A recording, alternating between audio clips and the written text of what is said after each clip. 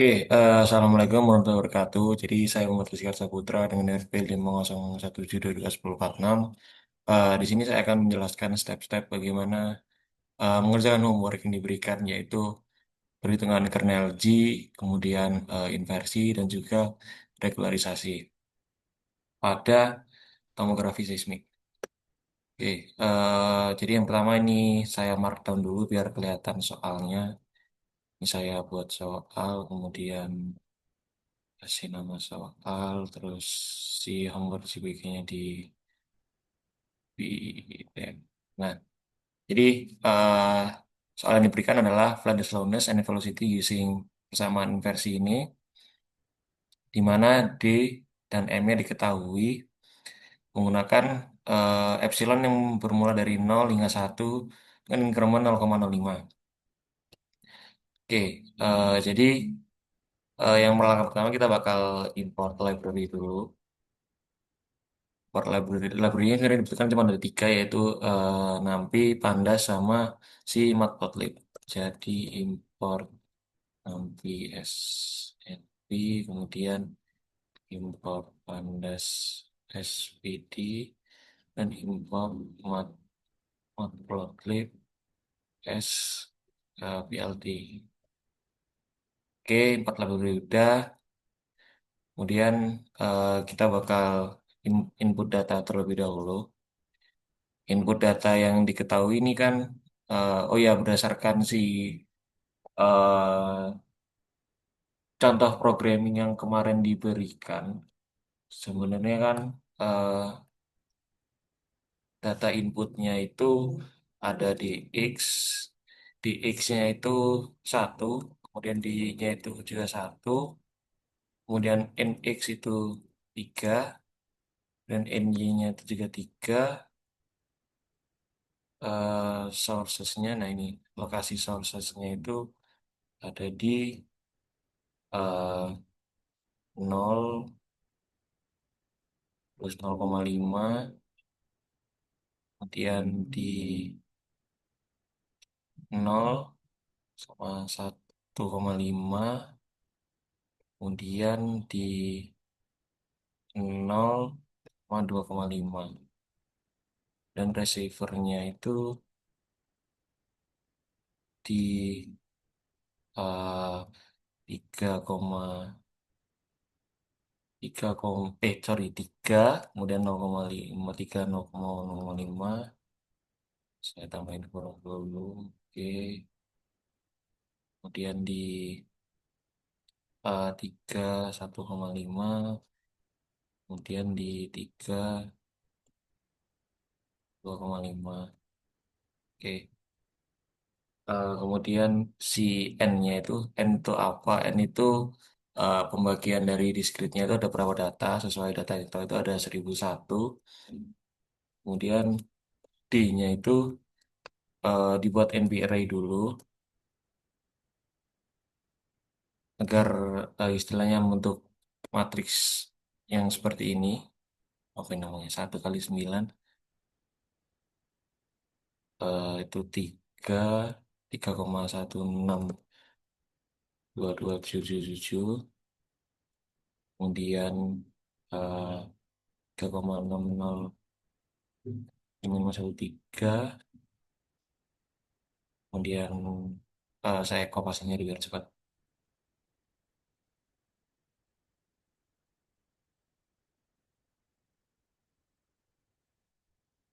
Oke, nah ini jangan lupa ada t-type-nya, tipenya float. Kemudian di run aja. Oke, berhasil. Nah, kemudian kita bakal melakukan apa namanya, perhitungan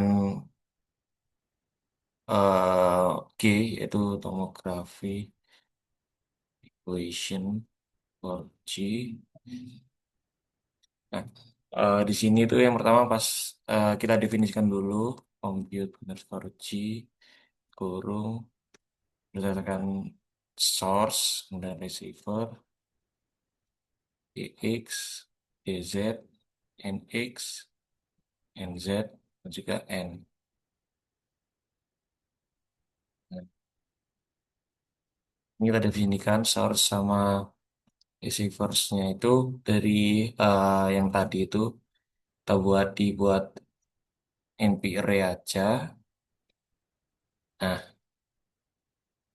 NPS array ini istilahnya cuma buat biar si Python-nya mudah aja sih menghitungnya. Kemudian si NS sama si NR ini, nah dia tuh length dari source-nya sama length dari receiver-nya itu sebenarnya pindah apa namanya geser itu berapa. Kemudian G sama dengan eh, NP zeros. Nah, ini tuh sebenarnya G ini dia tuh ngedefinisin matris kernelnya G-nya ukurannya berapa. Ini kan dari NS kali NR kali NX dikali NZ. NZ ini sebagai Z ini sebagai Y, eh, si sorry ya ini Z-nya sebagai Y, X-nya juga sebagai X.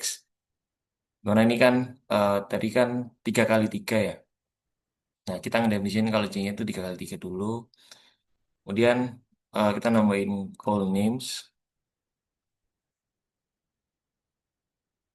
Call names ini sebentar.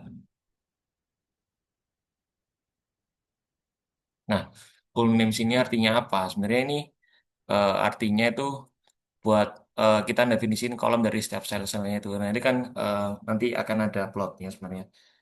Eh, kolom dari sel itu maksudnya kayak source satu receiver satu kemudian buat source satu receiver 2 dan lain-lain. Kemudian eh kita definisiin juga row names. Nah, ini tuh sebenarnya buat nanti sih, buat nyimpan labelnya sebenarnya. Dan kalau udah kita ngedefinisin lagi def cell index buat X sama Z. Oke, dua.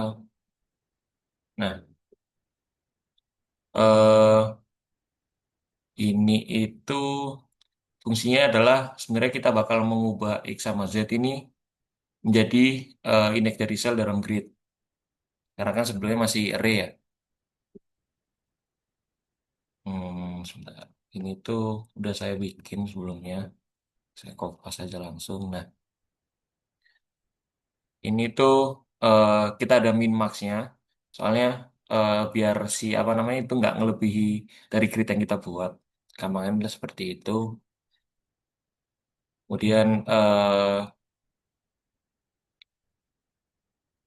nah ini terus kita tambahi juga di return.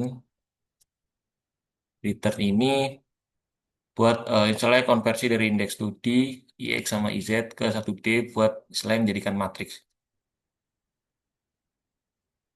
Kemudian kita masuk ke looping looping buat semua pasangan sumber dan juga receivernya. For I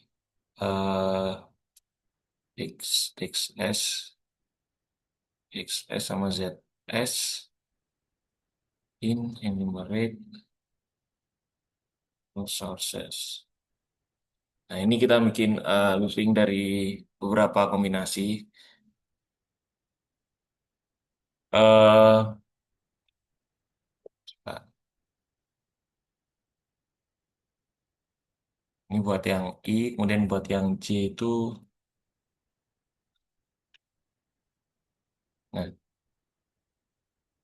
sebenarnya ini artinya adalah indeks baris yang pada matriks J aja sih sebenarnya. Kemudian row names apa ini cuma nambah istilah label dari barisnya, istilah buat memudahkan kita nanti tahu oh, ini bagian yang mana. Itu ya ini milik yang S1, S berapa, kemudian di R berapa, di receiver berapa, di sama source berapa. Jadi source sama receiver ini ibaratnya I sama source itu I, receiver itu J. Kemudian eh, kita hitung ini arah lintasannya, panjang total ray-nya.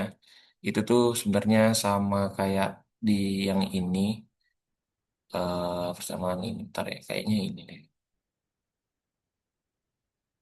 Ini G,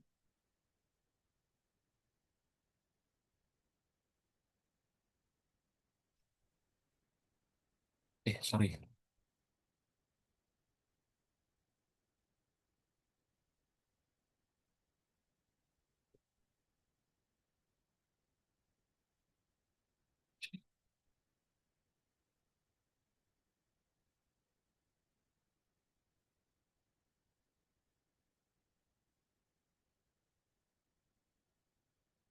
Bentar. Nah, kemudian dari persamaan ini, cuman apa ini nggak bisa ya.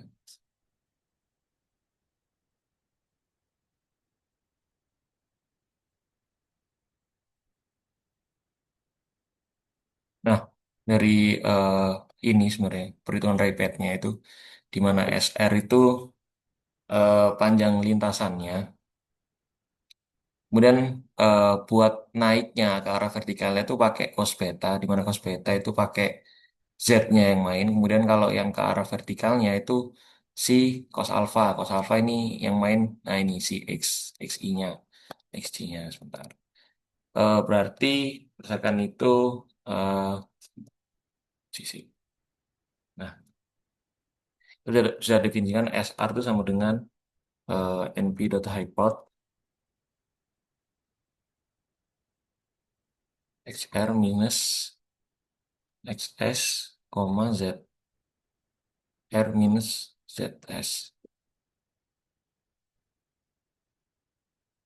Oke. Nah, apabila SR sama dengan nol, maka akan continue aja. Dan DL itu eh, panjang dari segmen kecil yang dibagi setiap N-nya tadi, yang di awal yaitu 1001. Di SR dibagi N.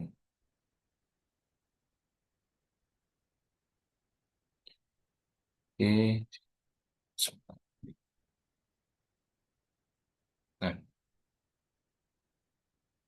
oke, kemudian buat perhitungan cos cos alfa dan cos delta itu di sini cos, misalnya cos alfa gitu, sama dengan kurung XR minus XS dibagi SR, kemudian si cos beta sama dengan ZR minus ZS bagi SR. Nah, biar rapi. Oke.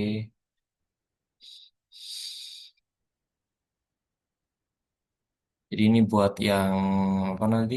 Buat arah si cos alpha itu buat arah horizontalnya, buat arah X-nya. Kemudian yang ZR ini buat arah vertikalnya.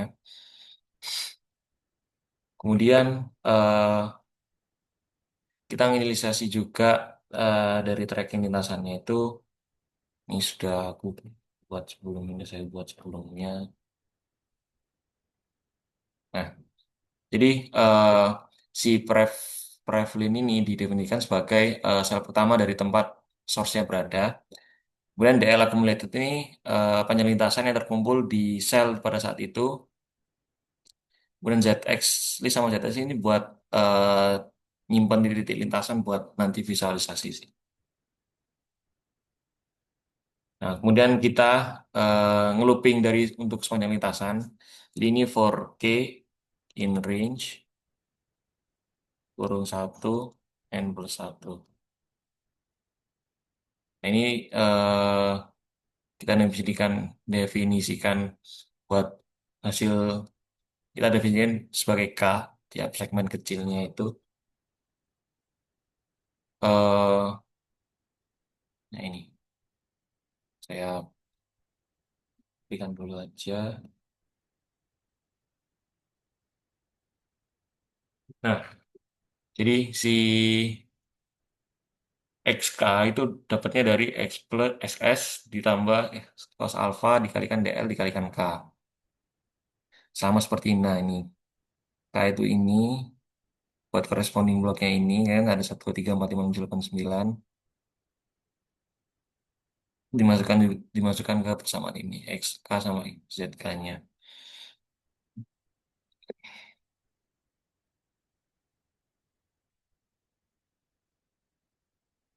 Kemudian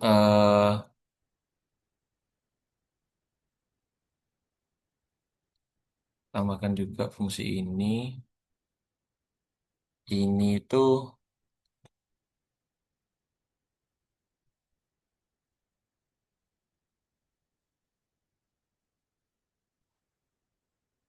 ini istilahnya buat loopingnya tadi lanjutan tadi. Istilahnya ini kan dari awal ini eh ya sampai si akhirnya ini, misalnya stopnya sampai di mana. Kemudian eh setelah loopnya selesai, kita nambahkan ini fungsi ini. Mana itu? Nah, fungsi ini zero variabelnya. Setelah ini eh menambahkan akumulasi terakhir, istilahnya akumulasi di semua hasil dari sebelumnya itu ya akumulasikan ke si persa di matriks G ini. Kemudian yang bawah ini buat nyimpan dari info lintasan sumber receiver dan kredit Sumare yang ada di RAIS.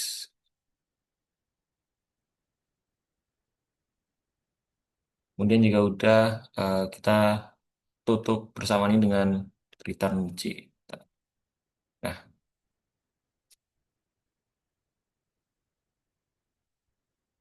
sorry for the sign.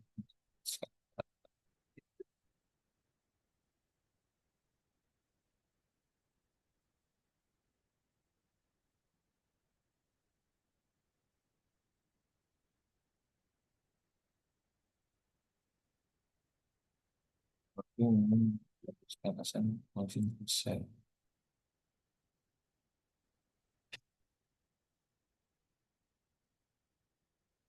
Hmm, hmm, hmm.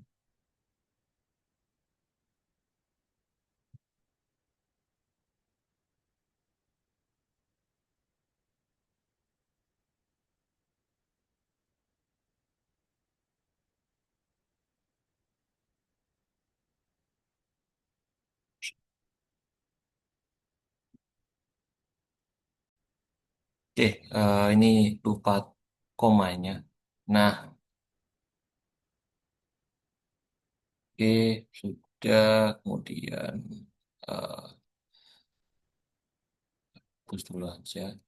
Nah, jika udah, kemudian kita visualisasiin dulu, ngeliat dulu hasil dari G value-nya. Values. Kita definisiin dulu pakai fungsi ini. Setelah dia eh, ngedefinisin G berdasarkan dari hasil-hasil tadi sebelumnya, yaitu yang ini, kombi dan lain-lain. Kemudian apa namanya, didefinisin dulu ke DF buat data frame, buat lebih gampang ngelihatnya. Ada data frame di nah, index row column calls. Setelah buat nge-indexnya dibuat jadi row, kemudian kolomnya dibuat jadi column.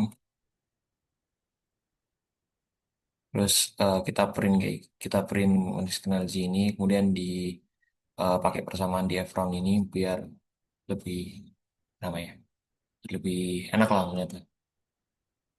Nah, ini kelihatan kan. Jadi matriks yang pertama itu isinya kayak gini, isinya ini, kedua, kedua, ketiga. Jadi setiap selnya itu yang melewati apa namanya, melewati blok-bloknya itu ada isinya semua. Terus bisa juga dipencet DF aja untuk melihat. Ini saya ada data mereka, jadi sebenarnya lebih enak gini ngeliatnya. Kelihatan ini ada yang nol, yang nol ini artinya apa? Dia itu nggak yang dilewati sama si ray-nya tersebut. Nah, buat tahu apa namanya? Buat tahu kira-kira si mereka ini ngelewatin ray, sorry, ngelewatin blok mana aja, bisa kita visualisasiin dulu. Visualisasi raypad. Nah, visualisasi raypadnya itu Di sini kita bisa buat fit AX sama dengan PLT dot subplot, dibuat fix size-nya 6 sama 6 aja, bisa besar besar. Kemudian kita buat fungsi si receiver sama shotnya ini, uh, in range kurung nx plus 1 x dan x fill dikali x,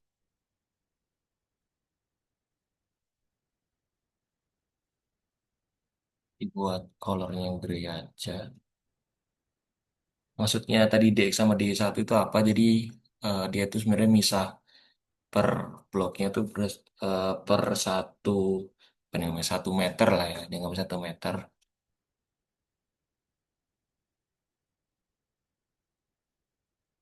White gray. Kemudian line style-nya dibuat terus saja.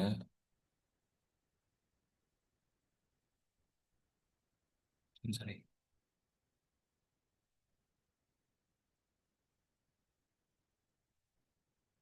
Yang line width-nya 0,8. Oke. Terus lakuin hal yang sama ke yang Y-nya. Y-nya di Y. Sering ke ID ya. IX. Sorry. Ya, A, NY. Oke, jadi buat gridnya yang awal udah. Kemudian buat trackpad-nya kita masukin as source, receiver, XS, dan juga YS, sorry. Increase. Titik 2 dan AX dot plot XS YS, koma.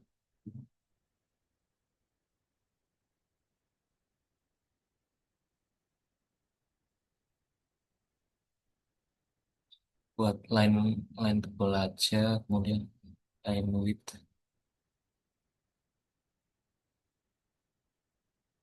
1,5 lebih tebal.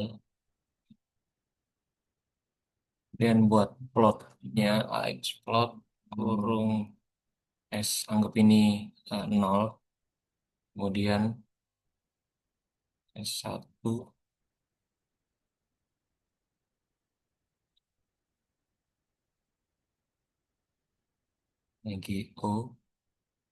GO ini maksudnya green, dan O itu nanti apa ya? eh Gambarnya itu kan di bulat, dan kasih label sama dengan source. Ini tambahkan selanjutnya tambahkan juga if source not in Alex that get legend Alex get underscore legend support handles underscore handles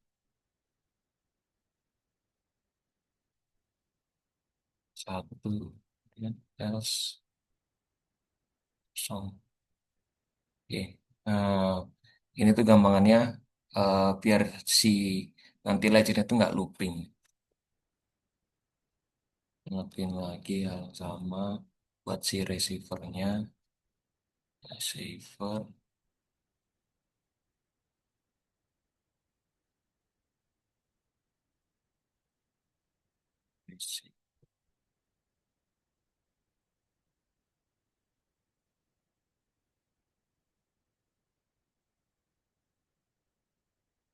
Kemudian set set AX YX limitnya nih saya kopas aja biar cepet. Set aspeknya equal, oke. Coba, sorry, subplots.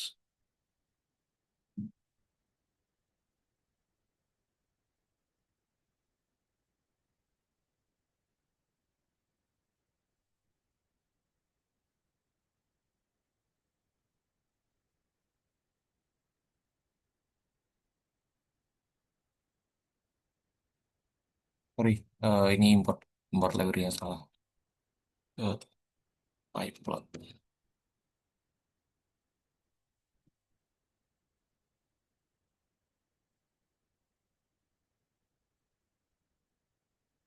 Sorry, ini nggak usah dibuat key, buat thread aja. Nah,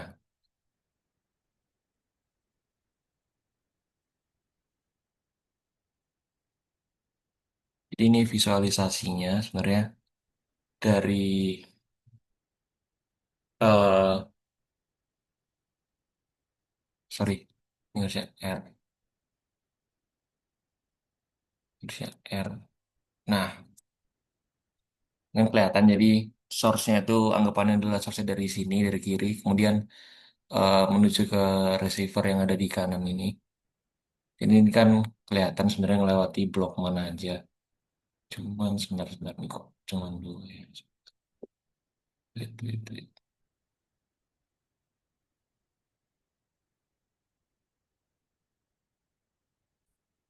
Sorry, nah ini sebelum DX, nah, ini sih harusnya di Y, tadi masih di X. Bentar. X, D, X, D, Y, N, Y, C. Oh, ini harusnya horizontal, sorry. Nah, ini kan kelihatan jadi ada tiga blok. Jadi kelihatan ini raypadnya dia melewati blok mana aja. Oke, jadi semuanya udah kevisualisasi. Kemudian sekarang lakukan inversi. Inversinya itu namanya Tikhonov.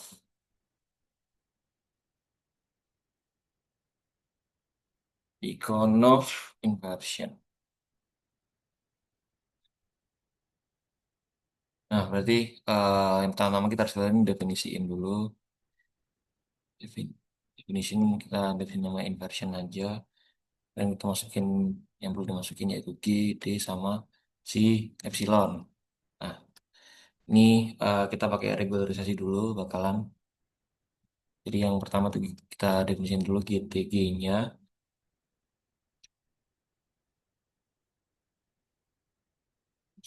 GTG, kemudian G, TT, titik ini yang G transpose, yang dikalikan G. G di perkalian matriks itu pakai N. Kemudian I-nya, I adalah matriks identitas np.i kurang G titik shape satu. Nah ini uh, ya bakal membuat matriks identitas sesuai dengan uh, apa namanya, sorry, besar dari kernel G itu sendiri. Kemudian kita definisikan A sama dengan hasil dari GTG tadi eh tambah kurang epsilon pangkat 2 kalikan I. Nah, kemudian ini kita dapatkan M estimated. Kita uh, definisikan M dengan SD aja sama dengan np.lin alg.solve kurung A, B.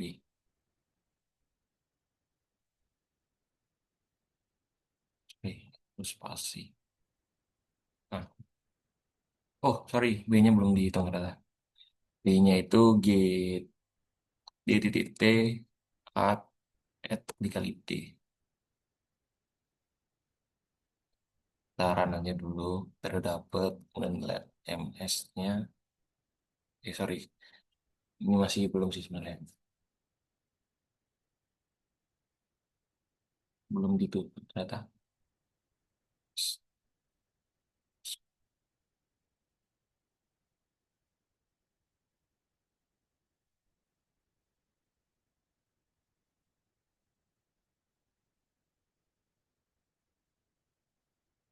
Oke,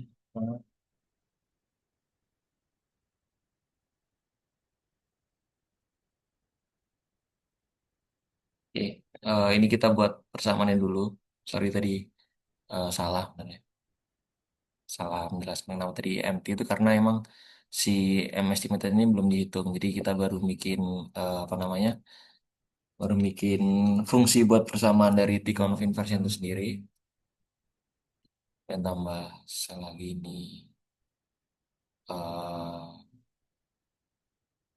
Ini tuh buat looping epsilon.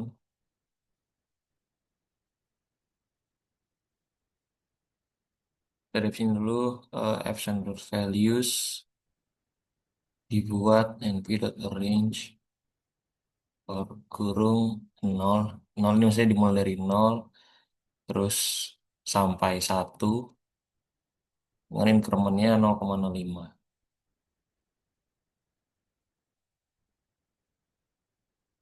Hmm.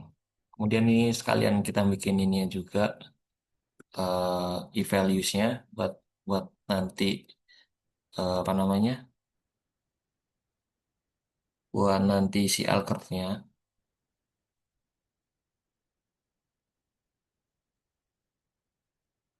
Ini kita bikin persamaan fungsi looping buat epsilonnya in epsilon star.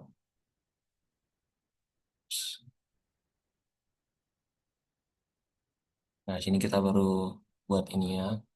Yang yang misalnya dengan M estimated-nya itu pakai inversion. Yang tadi itu G, koma D, koma X. Nah, sorry. Eh, sorry ini R1. Nah, ini seharusnya kita udah dapet M estimated-nya. Nah, kita dapat nilai-nilai M estimated-nya buat si looping yang apa namanya ini menggunakan epsilon dari 0 sampai 1 dengan incrementnya 0,05. Kemudian kita buat ininya juga sekalian siapa namanya si L curve-nya di bawahnya ini kita buat E sama dengan np.lin alp.norm G at M score estimate tadi dan dikurangi D, kita tambahkan ini equals.append E. Nah, ini dapat dari mana? Itu sebenarnya dapat dari jurnal yang saya cari, di mana eh, L-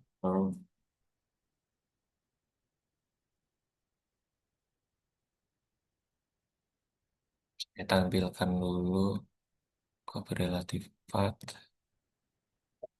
Nah, dapatnya dari sini, di mana sumbu-nya adalah log X 2, kemudian yang log AX min B-nya itu, sorry, yang X-nya itu log AX min B. Nah, sebenarnya eh, si ini tuh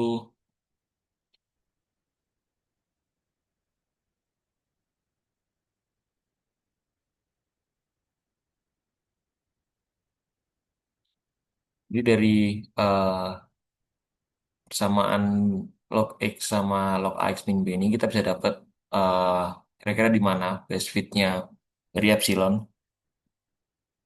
dari eh, kurva yang nanti dihasilkan dari L ini. Nah, jadi semakin ke kanan itu dia tuh semakin regularized, kemudian semakin ke atas dia tuh semakin overfitting. Jadi kita hitung dulu ini pakai persamaan ini NP lin alp norm dan L-nya NP sama lin norm dikurung hasil M tadi. Dan kemudian pas pen. turun. Ya,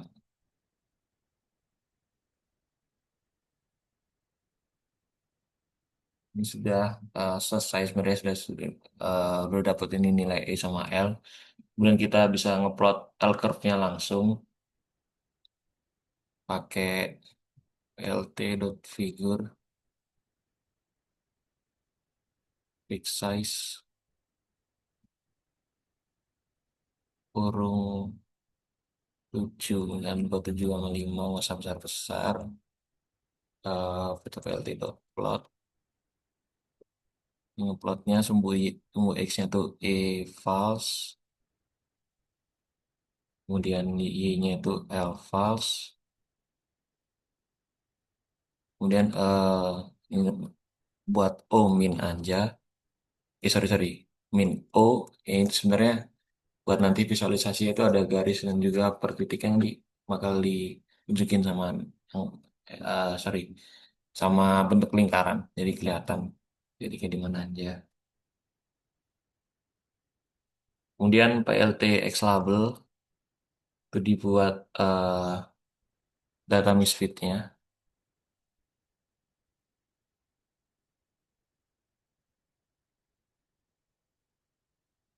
Kemudian PLT Y label ditambahin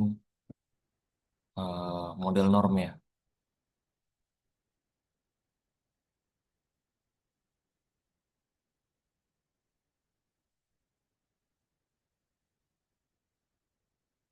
Dan tambahin aja titelnya PLT dot title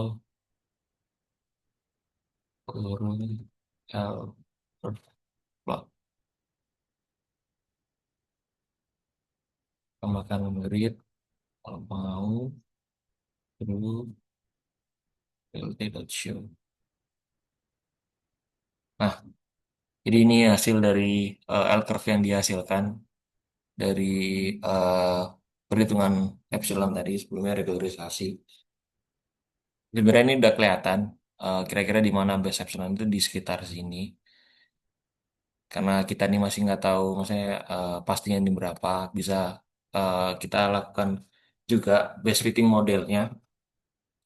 Base fitting modelnya ini dapetin dari berdasarkan nilai error terkecil dari exact value. Karena kan di awal kita tahu ya exact value-nya itu ada exact value-nya itu ada sebentar, di sini. Nah, ini kan exact value diketahui. Jadi kita bisa nyari istilahnya error terkecil lah dari exact value ini. Jadi bisa kita lakukan perhitungan lagi. Kita kita anuin dulu, definisin dulu, terus modelnya, exact value-nya. Nah, ini artinya apa? Dia itu eh, membuat G-shape sebenarnya kan karena anunya sama ya sebenarnya. Sama yang apa namanya? Sama baris dan kolomnya di J itu sebenarnya sama. Jadi dia ganti ini satu semua. Bisa kita lihat juga hasilnya nanti yang struktur tuh kan satu semua ya.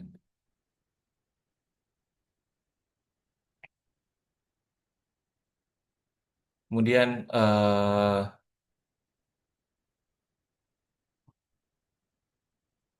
disimpan dulu semuanya dari hasil setiap epsilon pakai rumus ini, pakai fungsi ini solution or epsilon value. Jadi dia istilahnya manggil dari yang M estimate sebelumnya. Cuma nanti dia di save dalam definisi baru yaitu solution di kolom F-nya solusinya di berapa, di epsilon berapa, hasilnya berapa. Kemudian kita hitung errornya. Hitung errornya pakai fungsi ini. Nah, itu manggil error berdasarkan eh, nah ini di perhitungan dulu dari M estimated dikurangi sama M dari exactnya. Saya dapat nilai errornya sebenarnya. Jadi error setiap epsilon. Nah, kemudian ini dibuat array. Kemudian kita juga cari lagi epsilon dengan nilai terkecil. Sorry, dengan nilai error margin terkecil. Jadi kita ambil ininya dengan fungsi dx base, kemudian ada EPS epsilon base-nya di EPS base, kemudian dari m base-nya itu juga solution dari epsilon yang paling bagus. Jadi tadi kan solution epsilonnya di definisin nilai m kan. Nah berarti nilai m-nya m base-nya itu didefinisin dari situ. Kemudian kita hitung nilai errornya sebesar berapa, yaitu dengan cara ini. Error sama dengan error di dx base dikalikan 100. Kemudian bisa kita print, kemudian kita plot. Ini sudah aku udah pernah ngeplot, saya langsung kopas aja biar nggak kelamaan. Nah ini eh, kita print base fit epsilonnya di epsilon berapa, kemudian exact M-nya itu berapa ya kan, ya M true-nya berapa. Terus di M paling bagus itu berapa, jadi nilainya berapa besarnya, kemudian errornya besarnya berapa dalam persen. Ini sama kayak tadi sebenarnya, di definition aja kayak tadi L curve-nya, cuman sekarang ditambah ini, tambahin nilai, tambah titik yang paling bagus dari L curve-nya itu. Taran. Nah, ini kan jadi kelihatan base fit-nya sebenarnya itu di sini di epsilon 0,05 dengan errornya sebenarnya dengan error besarnya 0,46%. Dan ini nilai M perhitungannya dengan epsilon 0,05 dibandingin dengan exact M yang diketahui. Nah, kemudian kita juga bisa buat visualisasi untuk mengetahui apa namanya, kira-kira dalam gridnya itu kayak gimana bentuknya. Ini udah saya bikinkan plotnya sebelumnya. Jadi ini di reshape dulu menjadi dalam bentuk grid. Kemudian ini di fix size tadi di apa namanya, di istilahnya membuat dasar plotnya. Lalu ini jadi IM0 ini didefinisikan sebagai AX yang nol. Istilahnya yang nol ini ada dua AX. Nol ini yang exact model, terus AX ini yang estimated model. Nah ini pakai yang exact model pakai yang true grid yang satu satu satu satu satu satu satu. Dan yang base grid ini pakai yang M perhitungan epsilon 0,05. Nah ini sebenarnya kita cuma mau melihat perbandingan kecepatannya. Nah sini kan bisa kelihatan dari yang exact model itu semuanya benar-benar di flat satu. Kemudian yang di estimated model, yang di epsilon 0,05, dia itu lebih bervariasi. Ini kenapa? Karena eh, berdasarkan perhitungan tadi, yang paling mendekati exact model itu adalah ini. Ini kenapa angka-angkanya bisa beda? Ini bisa saja disebabkan karena kan jumlah repeat yang lewat di blok-blok ini tuh berbeda-beda. Jadi misalnya ini kan yang paling besar kan yang di tengah nih. Nah, hal itu bisa jadi disebabkan karena yang melewati blok tengah itu terdapat banyak keripet yang lewat dari situ juga. Ini ada satu, dua, tiga, sorry, satu, dua, tiga, empat, lima, enam, hampir semuanya ya lewat sini, kecuali yang ini satu, dua ini. Jadi dibandingkan dengan yang paling kiri ini, yang paling kiri kan cuma satu, dua, tiga, satu, dua, tiga, dua, tiga. Nah, hal itu juga bisa menyebabkan kenapa kok di blok-blok yang paling kiri itu tuh angkanya lebih kecil dibandingkan yang lebih tengah ataupun lebih kanan. Nah, kurang lebih seperti itu penjelasan singkatnya kenapa nilai bisa berbeda. Nah, apakah sebenarnya epsilon ini, sorry, regularisasi ini membantu, benar-benar membantu apakah apabila dibandingkan dengan yang tanpa regularisasi, kita bisa coba apa namanya bandingin sama yang di tanpa regularisasi. Itu kita definisiin dulu, definisikan lagi. Nah, kita pakai persamaan awal tanpa ada epsilon dan juga matriks identitas. Jadi ini tanpa regularisasi. eh definisiin GTG, GTG lagi, GTD, kemudian kita definisiin M-nya, nilai M-nya sebagai am Anrek, kemudian ya ini persamaannya GTD. Jadi dari hasil ini diinversi dikalikan sama GTD. Kemudian di reshape lagi ke bentuk grid dulu. Nah, sama kayak ini sebelumnya tadi. Kemudian dilakukan plot perbandingan. Ini udah saya bikinkan sebelumnya. Biar langsung saja. Taran. Nah, sorry. Dari hasil yang tanpa regularisasi bisa diketahui kalau eh, dari hasilnya ini dia itu benar-benar yang flat, yang kiri sama semua, yang tengah juga sama, yang kanan juga sama. Hal ini kenapa? Hal ini dikarenakan eh, dia itu benar-benar terpengaruh sama yang namanya ripetnya bergeraknya dari mana, bergeraknya seberapa banyak yang melewati.